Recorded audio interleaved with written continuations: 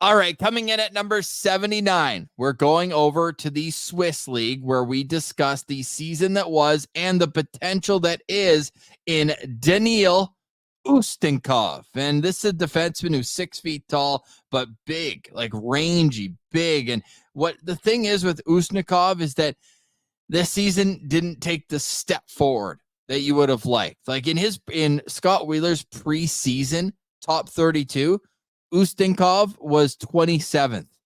Well, in his most recent ranking, he's 55th. So he's going the wrong way. And a big part of that is that he's playing at such a high level in terms of he played in the U20 league when he was 15. And then he started playing pro when he was 17. Like this to me is a guy who's always played above his age group. And I think that might be holding him back a bit on the offensive side of the puck. Yep, I would agree with that, Ross. But in turn, when you're being held back on the offensive side of your game, but you're still a young player playing in the pros, you're probably being boosted by your defensive game. And that seems to be the book on Ustinkov here is that he's a defensive defenseman that's able to skate really well. And I found a lot of scouts, Ross, were very impressed with his ability to transition the puck up the ice and carry that puck up the ice by himself and break into the offensive zone and get the play started there. So as a young player playing D in a pro league, he's going to get a lot of that experience. And I think this is a guy that NHL scouts are going to look at as already having some pro attributes. Left shot defenseman Ustinkov is a late birthday, August birthday. We know the calendar flips September 15th. So you've got more runway with him. And that's why Scott Wheeler has him at 55, mentioning that, look, there's a lot to like. An amazing forward skater, but a bunch of things I was reading on him, like the backward skating, he tries to avoid it because he knows that he's going to get beat wide if he's skating backwards. So as a defenseman, I'm going to go out there and say it's important to skate backwards. I know that's bold, but I think it's pretty important attribute. So that's something that Ustinkov really needs to work on. Wheeler has him at 55. Elite Prospects has him at 86. And Bob McKenzie had him as an honorable mention below his top 80 prospects in his NHL ranking. So he's on people's radars. He comes in with an average rank of 70.5 for us. But to me, this is screaming Eric Brandstrom. I mean, like just, like a defensive defenseman without size. And the Senators they've been down this road.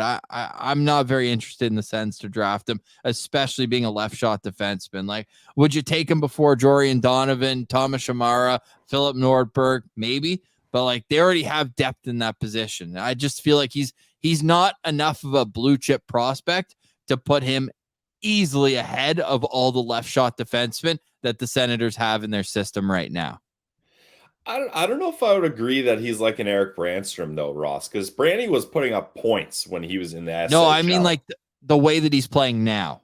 Oh, okay. Where it's like you're undersized, but you're on the penalty kill. You're not often on the power play. Like that's what I meant by that. I think I'm a little warmer on him than you are. Like Ross, this is a guy. He's one of the younger players in the draft. You mentioned that, so a long. I do like that. But that's the thing. Like for a player as young as him to already have as much pro experience as him, like I think he's just going to get better and better. And this is a guy that's been in the Swiss system since 2017. Funny enough, he's Switzerland, Russia. Dual citizenship. So that's an interesting little wrinkle for him there. And he's a guy that I really feel he's got a low ceiling, like the potential, like you mentioned, probably not going to break through the roof, but a high floor. You know what you're getting. I think this is a really safe pick in the mid-third round, in my opinion. Now, the Senators don't have a third round draft pick right now. So probably not in the range for them. I certainly would not reach on this guy and use an early second rounder on him. So as far as the Sens drafting him go, probably not very likely, but I gave this guy 3.5 stars. Like if they find a way to trade down or acquire a third round pick, wouldn't be the worst thing if they take a flyer on a safe left shot defenseman that already has pro experience and a lot of room to grow. That's been touted as a good skater and a good puck handler. Those are nice tools to have. Scott Wheeler says he's got decent underlying results against men. Also thinks that his game's going to fit in better with the North American ice. So not sure if it's going to happen, but guess who? The London Knights have his CHL right. So interesting.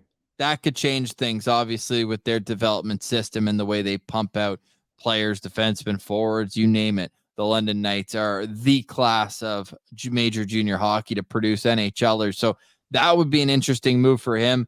But I think around here would be where I'm comfortable with drafting him. If they went any higher than about 75, I'd probably kind of squint and say, are we sure here? But again, just takes one team to like the upside that Ustinkov has. And we could see it as a left shot defenseman, a guy who brings it at both ends, but you probably want a little bit more in terms of defending off the rush. And hopefully that comes as he's better with skating.